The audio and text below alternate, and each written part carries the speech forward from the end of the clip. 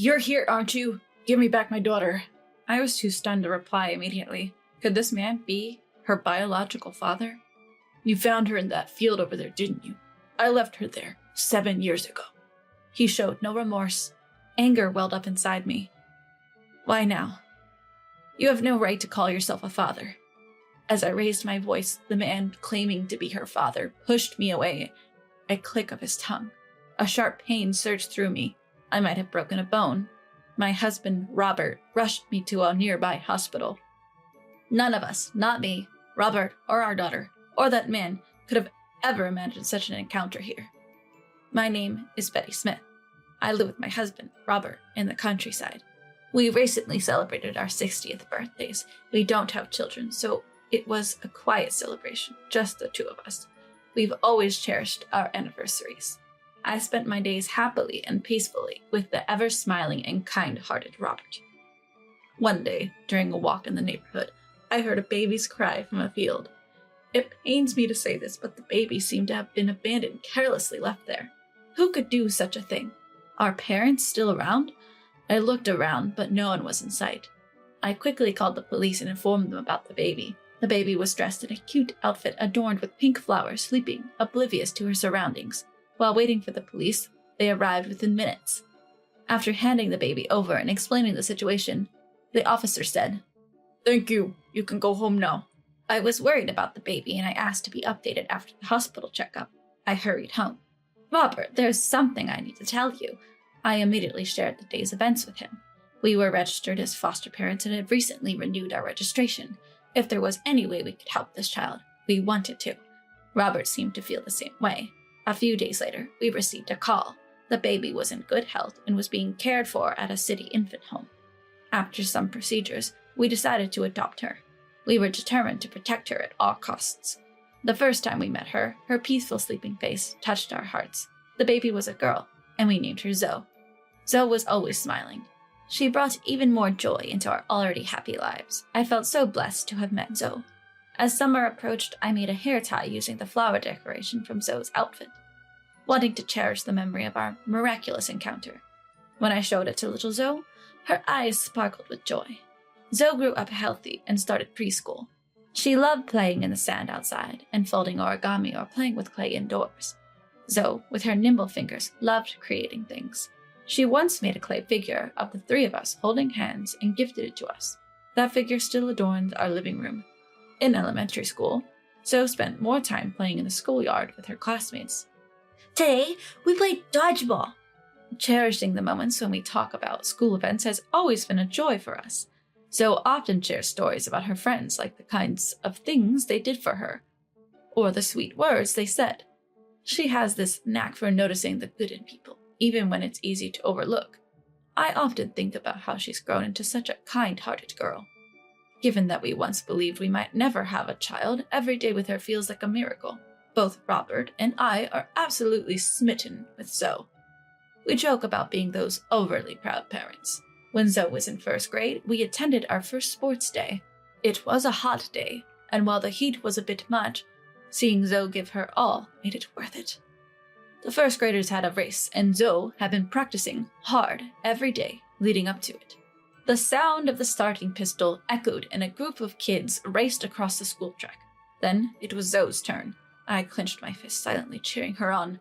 With the sound of the pistol, Zoe took off, and to our surprise, she finished first. It all happened so fast. Zoe received a paper gold medal from her teacher. Spotting us in the crowd, she flashed us the biggest smile and gave us a peace sign. When we got home, she was still beaming. "Hey, how was my race?" "You were amazing, Zoe. You're so fast." "We were so surprised when you finished first." Zoe, looking proud, said she had practiced hard. "How about we make your favorite omelet rice tonight?" Hearing that, Zoe jumped with joy. I always thought of her as my little girl, but seeing her march proudly and run with all her might at the sports day made me realize she's growing up. From then on, Robert and I began to wonder if we should tell her about being abandoned, and, if so, how. We had been too preoccupied with raising our young daughter to think about it. As kids grow older, they start to show interest in their past. We knew she might start asking questions any day now. One weekday afternoon, when Zoe was in second grade and at school, It was just Robert and me at home. Unexpectedly, the doorbell rang. I opened the door to find a man in his 30s. He introduced himself as James and abruptly said, "Give me back my daughter." I was at a loss for words. Could he be Zoe's biological father? "You found her in the field nearby, right? I left her there 7 years ago," he claimed without a hint of remorse. I was furious. "After all this time, you have no right to call yourself a father." As I raised my voice, Robert, sensing something was wrong, started heading towards the door. Just then, James pushed me with a huff. Given the size difference and his strength, I fell easily. Feeling a sharp pain, I thought I might have broken something. "Are you okay?" As Robert rushed to my side, James, perhaps realizing he might have seriously hurt me, ran away. Robert stayed by my side, seeing my pain, and quickly called an ambulance. We were in a rural area with no nearby hospitals. I ended up being admitted to a larger hospital in the next town over. Robert, with a deeply concerned look, stayed with me the whole time, but it was nearing 3 in the afternoon. "Zoe will be home soon. You should head back," I told him. After he left, Robert immediately called my cell phone. He suggested we keep James' visit a secret from Zoe for now. I agreed. We didn't know the full story, and I wasn't eager to speak ill of Zoe's biological father. Lying in my hospital bed, I pondered how to explain everything to Zoe.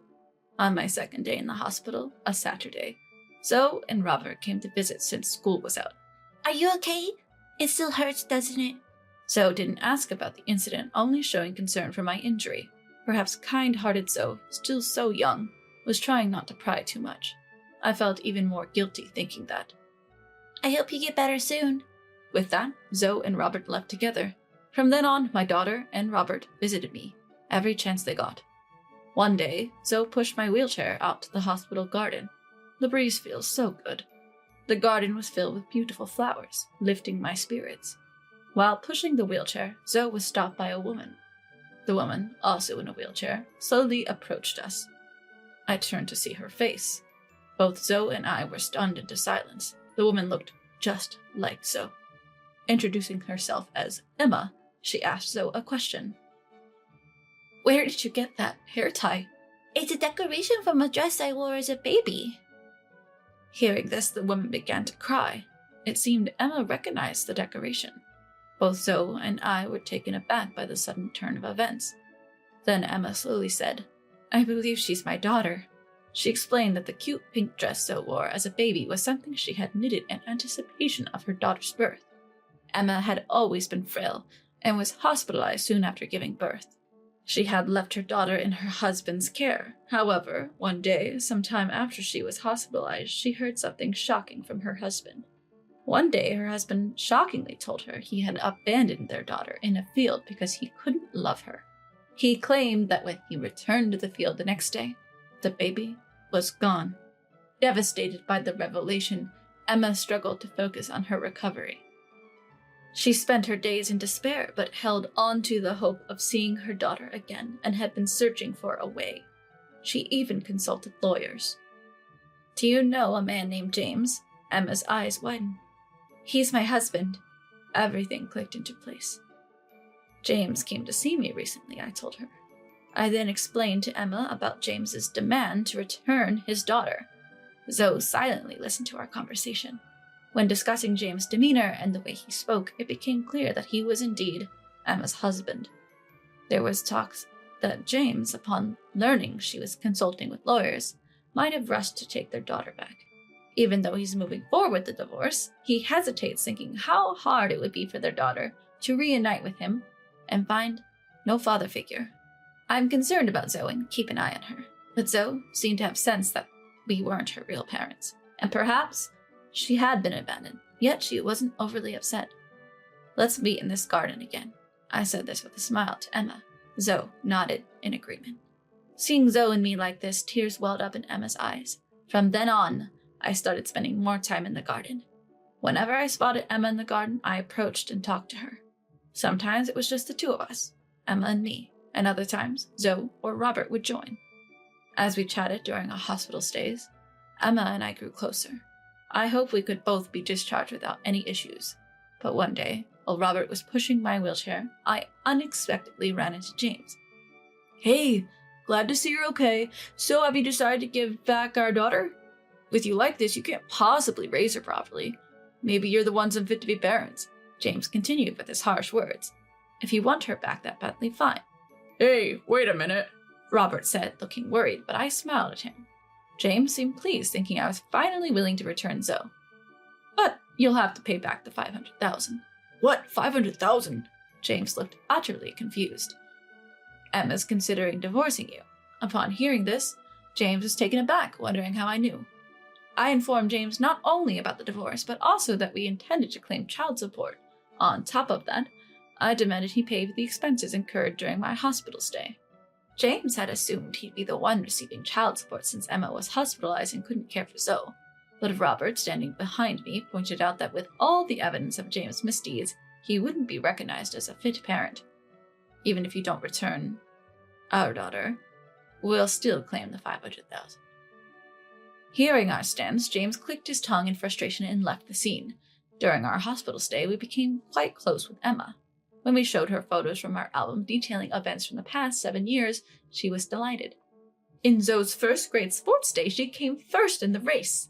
Hearing this, Zoe looked a bit shy, trying to gauge Emma's reaction. That's amazing, Zoe. Being praised like this by Emma, Zoe beamed with joy. Emma always had our support, whether it was Robert, Zoe, or me. We did everything we could to help, even consulting with lawyers. Emma always expressed her gratitude to us.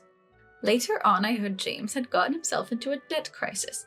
Around the same time, I was discharged from the hospital. I exchanged contact details with Emma, telling her to reach out anytime. After a while, we received news that Emma had also been discharged, which was a relief. Moreover, her divorce with James was finalized. After discussing with Emma, we decided to become Zoe's adoptive parents instead of her foster parents. Life continued as usual with Robert, Zoe, and me, but we also kept meeting with Emma. On Mother's Day, Zoe drew a picture of the 4 of us smiling. In the drawing, Zoe's hair was adorned with a floral hair tie. Zoe still cherishes that hair tie. She told me it's a precious item that connects the 4 of us. Today, after a long time, Emma is joining us for dinner at our home. Zoe, what do you want to eat today? Omelet rice. Every time I ask her what she wants, this is her reply. I adore Zoe for that. Today, like every other day, I cherish the moments with Robert, Zoe, and Emma. Gratitude for the 4 of us resonates deeply. Watching Zoe happily munch on her omelet rice, we all can't help but smile.